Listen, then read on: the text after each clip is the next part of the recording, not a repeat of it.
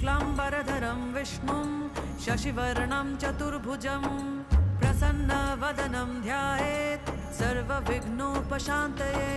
व्यासं वसिष्ठनप्तारं शक्तिः पौत्रमकल्मषं पराशरात्मजं वन्दे शुकतातं तपोनिधिं।